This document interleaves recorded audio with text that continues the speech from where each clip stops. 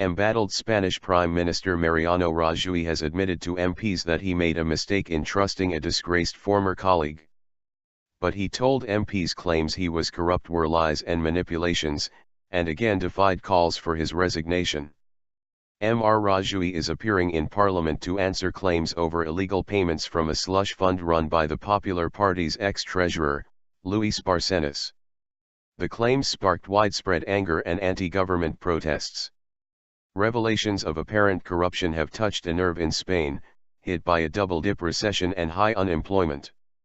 Clashes erupted between anti-government protesters and police in mid-July after more than 1,000 people gathered outside the Partido Popular, Popular Party, Pages, headquarters calling on the government to quit. Lies and manipulations. Mr. Rajoy appeared before MPs after threats of a no-confidence vote. In opening remarks, he said he was appearing to rebuff the lies, manipulations and malicious insinuations encouraged by certain political leaders over the scandal. He suggested that the Spanish economy was beginning to recover from years of crisis, and expressed concern that a continued focus on the scandal was damaging Spain's image.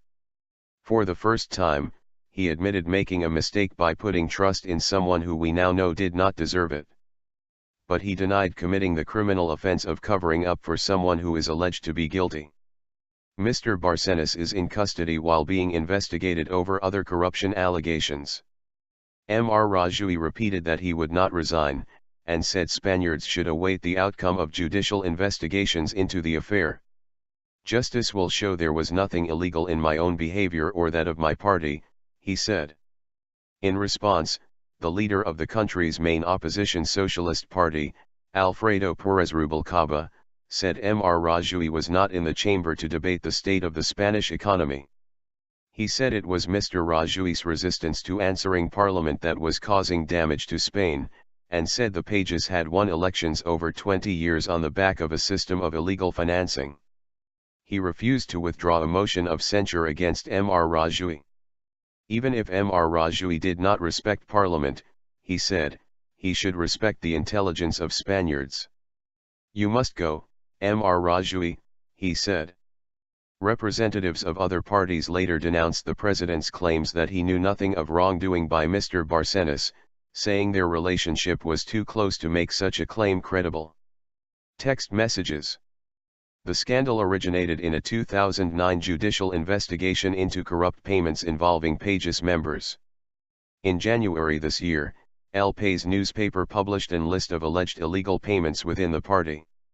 The list was signed off by Mr. Barcenas, who is currently in custody on corruption and tax fraud charges, with his role in the scandal still being investigated.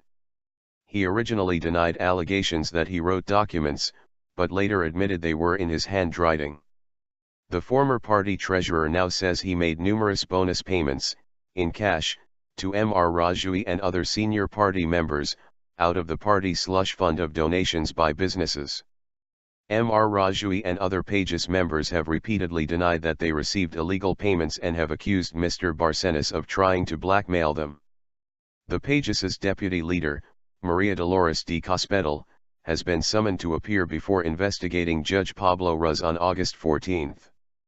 Calls for Mr. Rajoy to resign intensified after private text messages published by El Mundo newspaper suggested that he had friendly ties to Mr. Barcenas from May 2011 to March 2013.